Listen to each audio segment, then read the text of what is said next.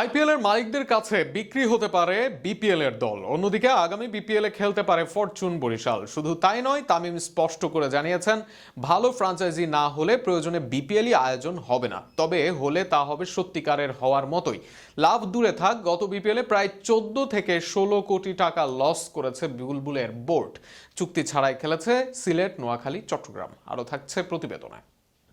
বিসিবির জরুরি বোর্ড সভার শেষে জরুরি এক সংবাদ বিজ্ঞপ্তিতে প্রকাশ পেয়েছে ফিক্সিং এর দায়ে নিষিদ্ধ হওয়া 4 জনের নাম।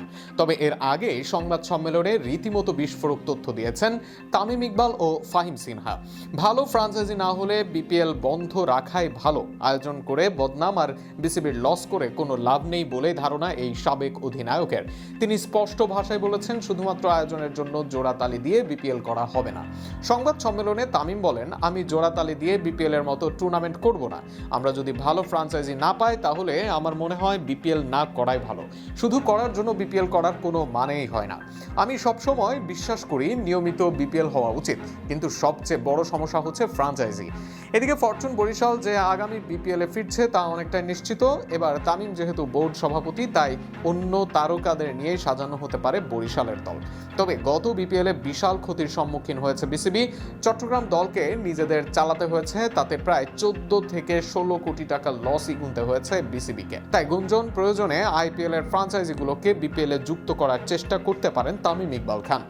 এদিকে গত বিপিএল এ নানা অনিয়ম নিয়ে সংবাদ সম্মেলনে বিসিবির অ্যাডহক কমিটির সদস্য ফাহিম সিনহাও বিস্ফোরক তথ্য দেন। ফাহিম জানান, দুটি দলের সঙ্গে আনুষ্ঠানিক চুক্তি ছাড়াই তারা আসরে অংশ নিয়েছিল। তার ভাষায়, দুটি দলের সঙ্গে চুক্তি হয়নি, অথচ তারা একটি আসর খেলে ফেলেছে।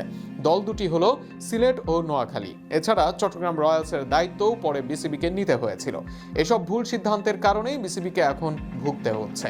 গত বছরের আগের বছর যদিও মাঠের বিপিএল ছিল জমজমাট, তবে রাজশাহী, চট্টগ্রামের মতো দলে খেলোয়াড়রা বেতন না পাওয়ার কাণ্ডে প্রশংসার চেয়ে নেতিবাচক দিকই বেশি এসেছে সামনে।